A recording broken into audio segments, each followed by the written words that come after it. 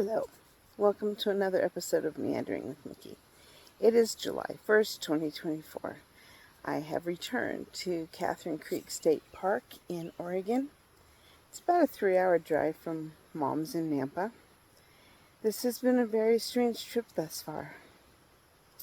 It's my first trip where I left home, home base in Nampa, without Apache as a living entity. She's in the trailer in a box. Well, her ashes are. But it's weird to not have her with me. It's lonely. It's quiet. She was my constant companion. And, just walking down to check in and get a load of wood, she would have been a conversation starter. And, yeah, that's... So, anyway, there's no camp host here this year. So that's new and different. It only affects me in as that there's not as much firewood as there was before. And I did remember to bring small bills of cash to pay for said firewood. It was $5 last year. It's $7 this year. Inflation on wood.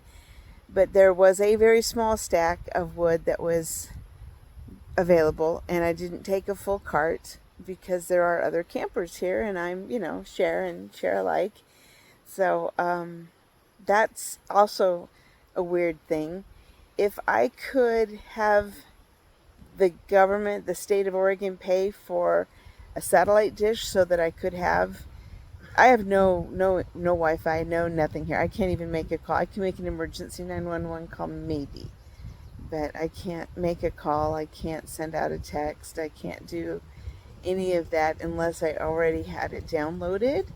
And I was smart enough to download a couple of my podcasts that I listen to, so that if it gets absolutely stir crazy and I need to hear another person's voice, I have Brene Brown on Unlocking Us, and she is just so interesting to listen to. She interviews the most eclectic group of people that all have amazing insights and are creative and just brilliant in their own way. And I really appreciate her podcast. So thanks, Brene. So yeah, I signed the little form that you fill out from now through the 5th. And then I'm not sure exactly where I'll head. It doesn't cost me anything to stay here because I applied to the state of Oregon for one of their passes, and it's good for 10 years. So I just write down that little magic number on the form, put in some money for the firewood, and that's it. So I miss my dog. I miss Apache. It's just so quiet without her. I also have a little bit of guilt for leaving Mom, although she's like, get the hell out. She just had that heart surgery where they implanted a device in her heart for it's a defibrillator pacemaker, and that was only 2 weeks ago, and she still can't drive. You hear the birds. I love this park. I can hear the river. I can hear the birds. I can hear the trees swaying. Anyway, Mom had her 80th birthday party on Saturday, and by all accounts, it was a huge success. There were probably, I think I said, 44 people that signed the guest book. And, not everybody does, but she got a huge stack of cards, and none were alike.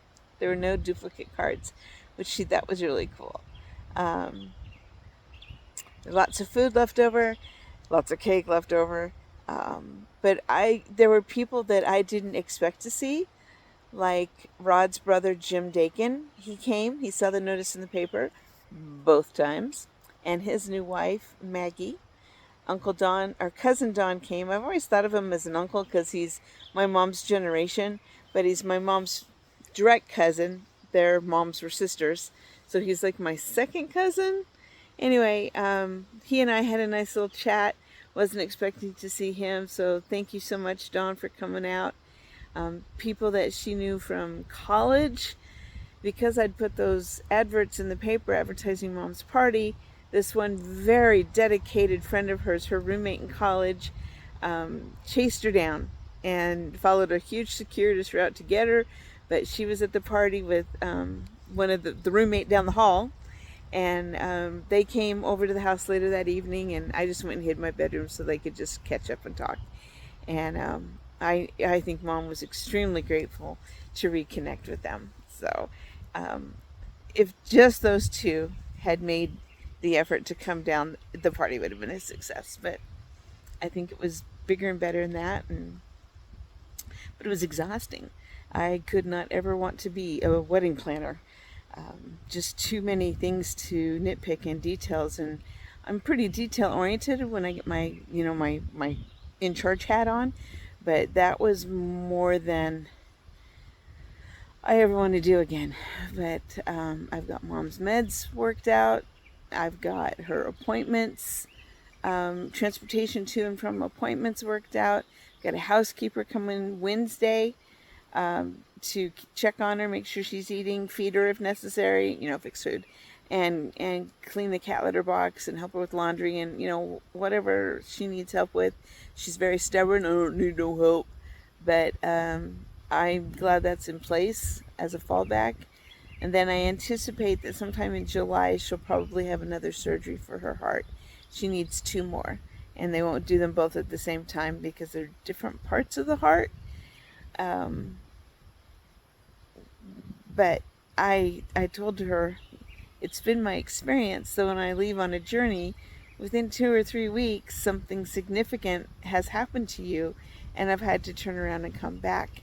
And she said, "Don't come back this time." I'm like, easier said than done. You're 80 years old, and what if this is your last time? In fact, when I left today, I didn't even get a hug and a kiss goodbye.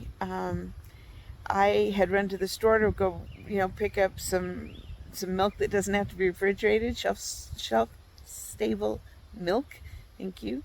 And because if I'm out here boondocking and the fridge goes out, I still want milk. So I ran to the store to get that, and her ride to take her into Boise had come while I was gone, so I didn't get a hug goodbye, and I kind of teared up a little bit, but whatever. But what do I do if something happens to her again? And she promised nothing would happen, but she says with the defibrillator pacemaker, she feels calmer. That's the best word she can come up with, is calmer. And to me, that makes sense. I've never had AFib, but I imagine it's like having your heart all the time. And she's got a machine now that's like, nah, it's okay, chill. So we will see how that works out. But this is officially the beginning of my adventures for what month is this? July of 2024. I do have to be back in Boise in August and September. Then I will not go very far away because I need to be back in November to vote. So, but then after November's voting, hopefully I don't have anything to do except travel and go see people that I want to see, be with people who want to be around me. Thanks for following me on my journey. Have a great day.